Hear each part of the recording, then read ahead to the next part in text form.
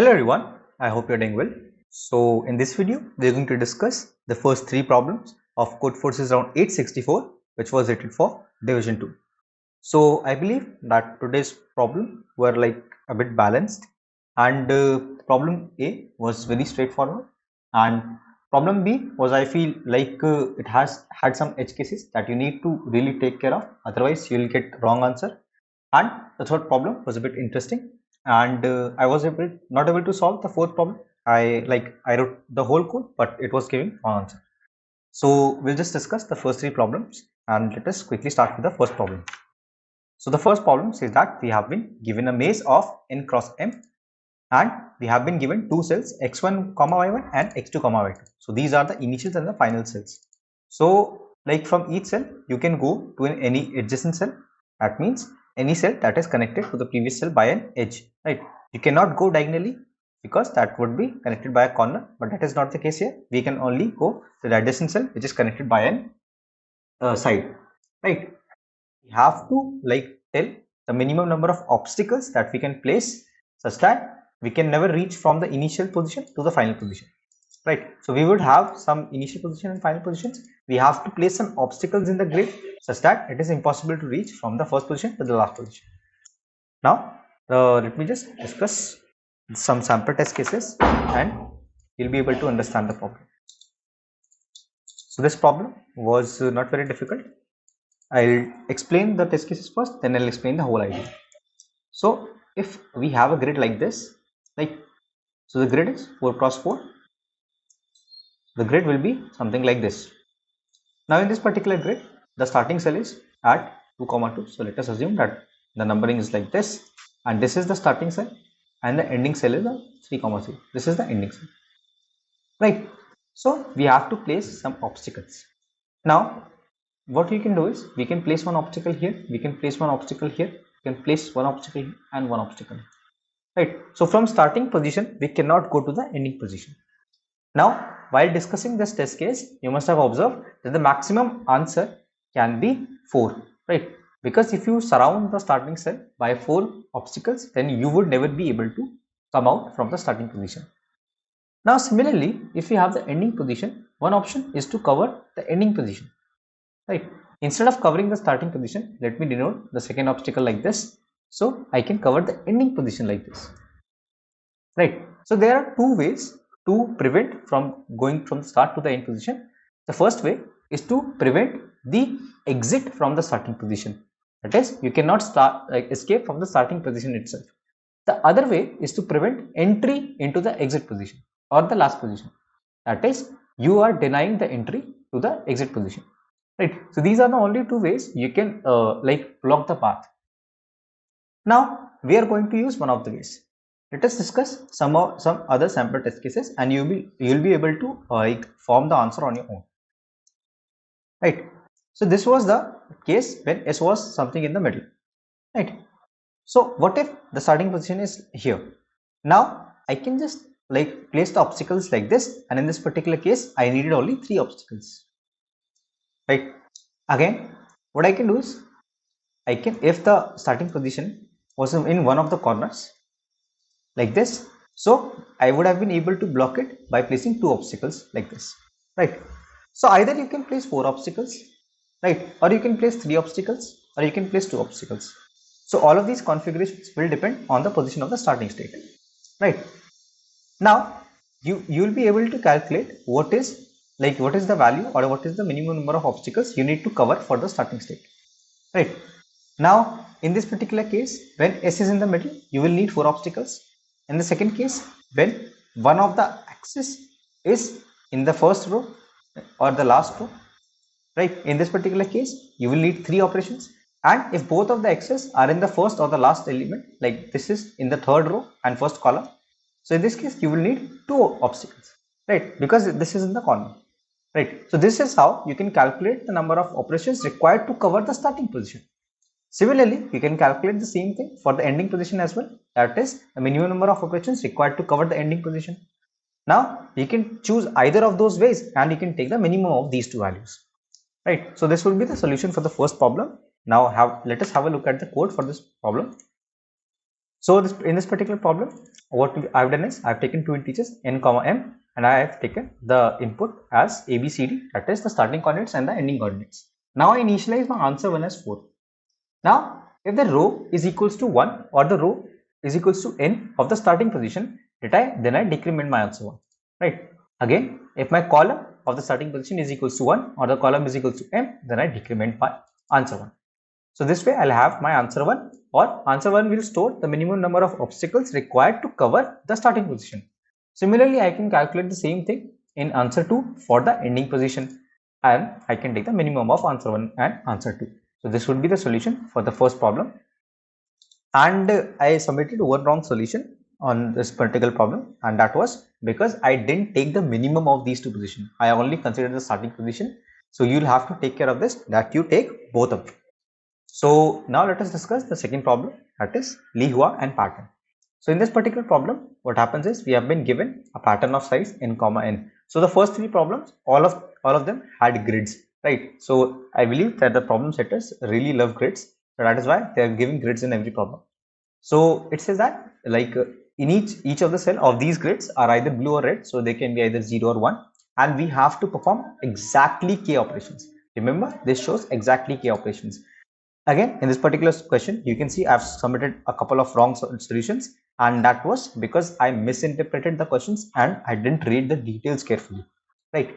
So this says that we need exactly k operations, and in one operation we can choose any color and invert it, right? So if it is red, I can change it to blue. If it is blue, I can change it to red, right? So again, we can change each cell as many times as we want. It's just that we need to perform exactly k operations. Now we want to tell whether we can make the pattern match by itself when we rotate it by 180 degree. So we have been given an initial pattern and we can rotate it by 180 degree, and those two patterns should match, and we want to make those patterns match in exactly k operations. So this particular problem was not very difficult, but you just need some simple observation. So I'll discuss it directly from the diagram. So let me just take this particular diagram. So as you can see, this is the diagram of the question. Now there are some red cells and there are some blue cells, right? So these are the red cells and these are the blue cells. So whenever we rotate any grid by 180 degree, what happens is we can assume the initial grid to be divided into 4 quarters. So these are the 4 quadrants, and the elements from here go to this particular quadrant, right? And similarly, the elements from here go to this particular quadrant. So you can see it here. This particular red color came here red, and this particular blue color came here blue, right? So like you can what you can do is you can try to form the new grid by maintaining this observation, or if you don't want to do the hard work, I'll tell you a very neat trick for doing this. If you ever want to like rotate any cell or any grid by 180 degree, what you can just do is you can just run a for loop from n-1 till i-1. So this is a reverse for loop. This is the reverse for loop from n-1 till it is greater than -1. Similarly, a for loop for j starting from n-1 till it is greater than -1, and you can just print array of ij. So this will rotate the array by 180 degree, right? So this way we can have the rotated array by 180 degree. So once we have the rotated grid, we can count the number of operations we would want to perform to change, like to make the grids similar, right? So you see that this grid was initially blue and it became red, right? And there will be some grids which have the same color. So this was red initially and this was red after also, right? So there is no change in it. We can safely ignore them, but there will be some grids, some cells in which the color has changed. Now the very important observation is that, for example, if this particular cell was changed and this was moved here, it is guaranteed that the second cell also had a different color and it was moved here, right? So these two cells can be counted twice. So for example, this is blue, this is red. You incremented your counter by 1 and you like said that these two cells are different, and you incremented your counter by 1. Again, this is red and this is blue. Again, you said that these two cells are different and you incremented your counter by 1. But that would be wrong. Why? because it is the same cell that is traveling from here to here, and it is the same cell that is traveling from here to here. So even if you change one of those cells, it would work. So for example, if you change this particular cell to red, right? Now when I move it like 180°, this particular cell will be red, right? Now what happens is this cell was red and this cell was red. Now this cell is red here and this cell is also red here, right? So you see that for each operation they will exist in pairs, right? So this is red here, this is blue here, this is red here. These will always exist in pair when they have different color. So what you can do is in the whole grid you can find the number of cells which have different color and you can store their count. At the end what you can just do is you can divide the count by 2. So after dividing the count by 2, this is the number of operations that you need, right? So this is the number of operations that you need. Now the total number of operations were k. How do we find that we can perform exactly k operations? So if this particular need variable is greater than k, then the answer will be no straight away, right? If this particular need variable is less than or equal to k, what we'll do is we'll subtract need from k. So k minus is equals to need. Now I'll have some remaining value of k, right? So you would observe whenever we have a grid of n where n is equals to odd, right? So for example, this is 3 cos 3. In this particular type of grid, the central element never changes its position. All of those elements will change its position except the central one. So whenever n is odd, we can apply all the operations to the central position and all the remaining k operations to the central position and we will have the same answer. But if the grid is of even size like this, we need to make sure that the remaining value k is even. Because if it is even, if this bit was initially 0, I can change it to 1 and I can change it to 0. But if the value of n is even and the value of k, remaining k is odd, then the answer is not possible, and in this case the answer would be no, and in all other cases the answer would be yes, right? So this was the solution for the second problem. Now let me just show you the code for the second problem. What I've done is I've taken two integers n and k and I've taken an array of size n cross n. So I just simply take input in this particular array. Now I create a second array which will store the 180° rotation of the initial array. So I've explained in the similar way. What I do is I initialize one variable x here, one variable y here, and I set b of xy is equals to a of ij, and I just do plus plus y to increment the column. So this is the same for loop starting from n minus 1 to greater than minus 1, again starting from n minus 1 till greater than minus 1. So what I'll have is I'll have the 180° rotation of a in the array b, right? Now I initialize my count variable to 0 and I just at all the positions that are different, I just increment the count variable. So I'll have the number of positions that are different in the count variable, and I can just initialize my need variable, which is the number of operations that I need is equals to count by 2. Now if k is less than need, that means I cannot perform the operations and the answer will be no.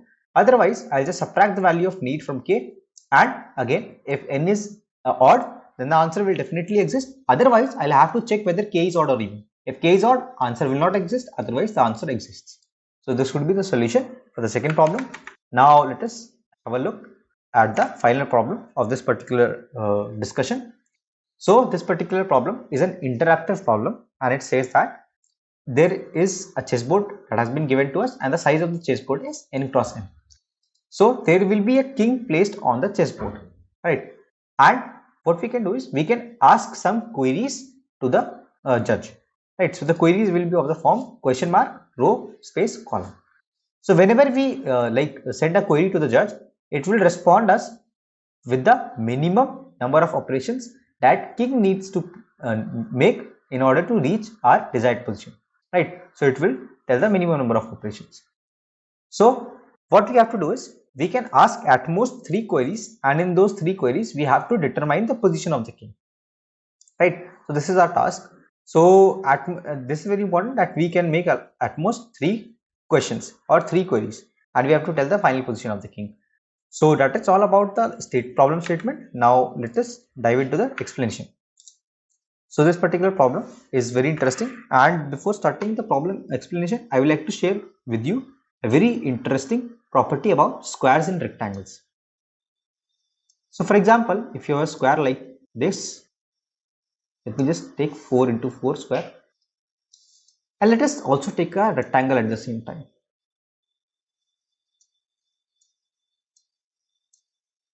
like this,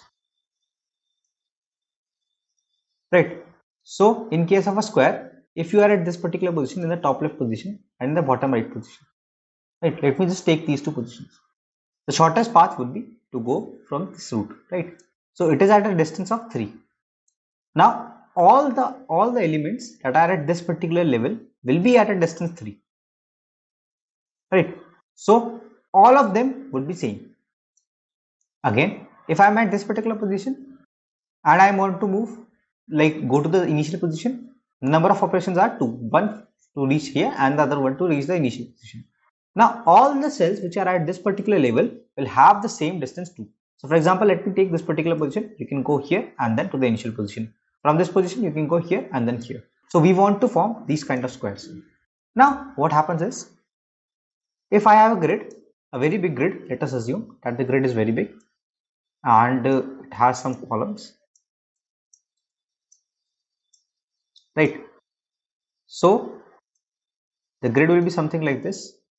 If I get this particular position 1 comma 1 and I ask the distance of the king from here. Now let us say the distance is 3, or let us say it is 4. So 1 2 3 4. So the king will always lie here in this way, right? So let me just make one more column, one more row. So the row will be like this, right? So the king will always lie in this particular path, always, right? As we have discussed, the all the position in the same level will have the same distance. So this particular path has a distance of 4 from the starting position 1 comma 1. So we know that the king can lie in one of these positions. Now let me just ask one more query from this particular positions, that is 1 comma m.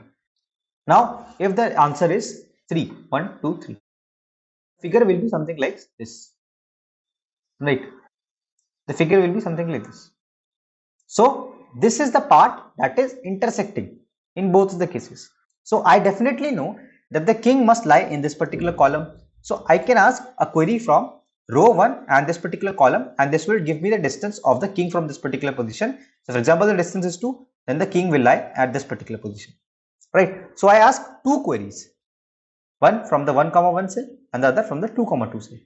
Now they will always form an L-like structure. For the top right cell, the structure will be an L, and for the top left structure, for the top left cell, the structure will be an inverted L.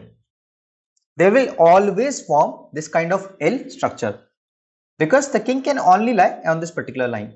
So if from this particular test case that I have discussed, you would see that if the summation of the distances is equal to the number of columns, and actually it is d1 plus d2 plus 1.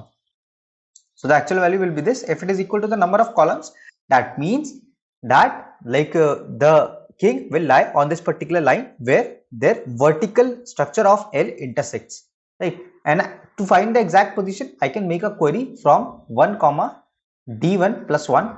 This would be the exact coordinates. I can make a query from here and it will give me the distance of the king from this particular position, like this, 2, right? That is 2 in this case. So let me just discuss some other type of test case. This was the case when like the whole summation is like equal to m. Now there will exist a test case where d1 is equals to d2. Now let me just draw the diagram for it, right? So this is like this. So let us assume that there is a test case where d1 is equals to d2 and it is equals to 4.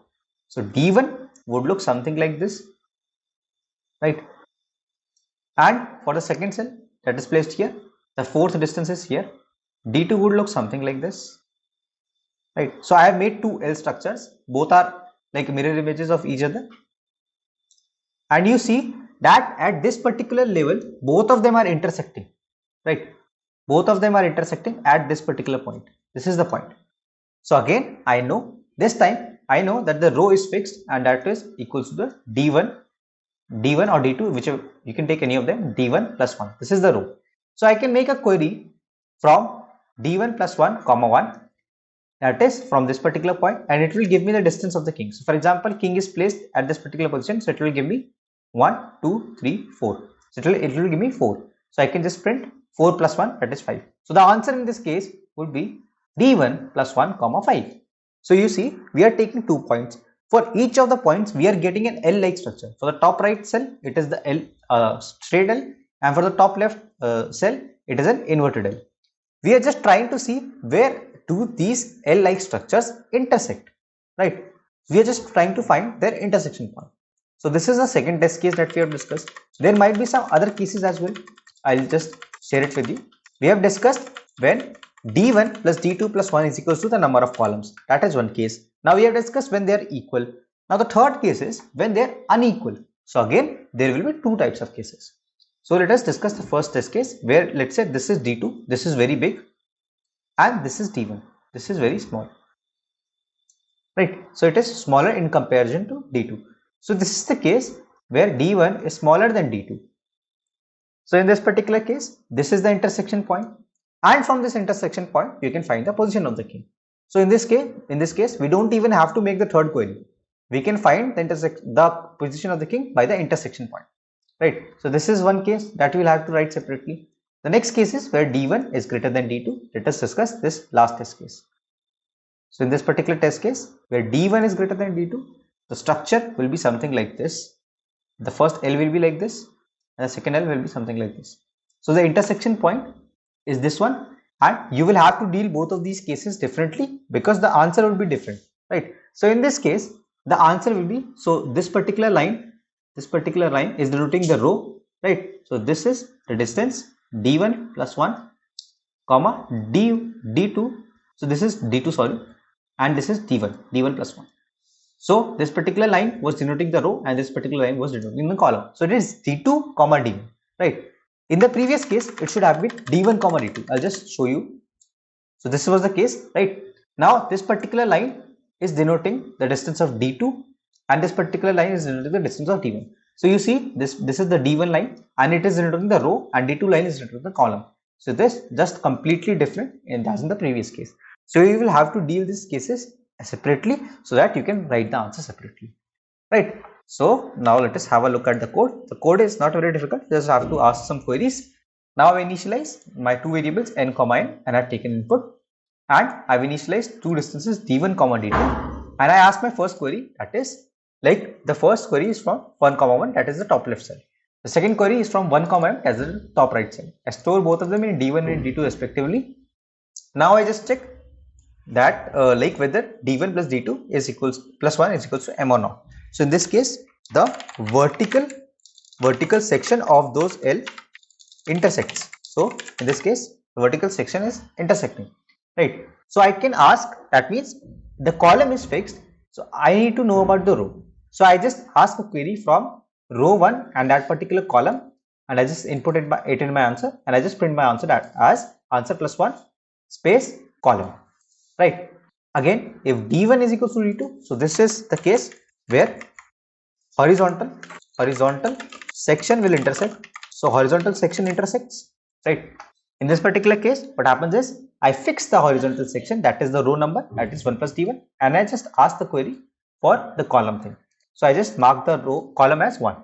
So I get my answer and I just print d1 plus 1 and answer plus 1.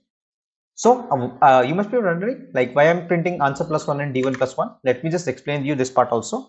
For example, if I'm at this particular position 1, this is my place, and these are the indexes 1, 2, 3, 4. So the distance of 4 from 1 is 3. So 1, 2, 3. This is 3 distance, but the actual index is 4, right? So I have to add 3 plus 1. That is distance plus 1. That is at all the places I'm doing distance plus 1, answer plus 1, and all of these stuff, right? Now the remaining two cases where there is only one intersection point, there is no intersection line and only intersection point. I just check whether d2 is less than d1. I print d2 plus 1 comma d1 plus 1. Otherwise, in the other case, I can just print d1 plus 1 and be careful about this that it is m minus d2, Now let me just discuss this particular part as well, as I'm discussing the whole concept in detail. Let me discuss this particular detail as well. So when D1 is less than D2, so this is the case when D1 is less than D2. So right, yeah, this is the case when D1 is less than D2. So the value of D2 here, for example, this is 1, 2, 3, 4, 5, 6, 7 and 8. The value of D2 here is 1, 2, 3, 4, 5 and 6, right? So the value of D2 here is 6. This is not the index, right? This is not the correct column position. The correct column position will be calculated by 8 minus 6, that is 2. So that is why I have done M minus D2 here, right? So this was all about the solution for the third problem, and I hope you guys were able to understand the solution. Today's contest was pretty interesting, especially the third problem, and I hope that this video was of some value to you. If you guys enjoyed this particular video, then don't forget to drop a like and subscribe to this channel. It's always free of cost, and if you don't like the content later, you can always unsubscribe. So till the next video drops, keep coding, stay safe, bye bye.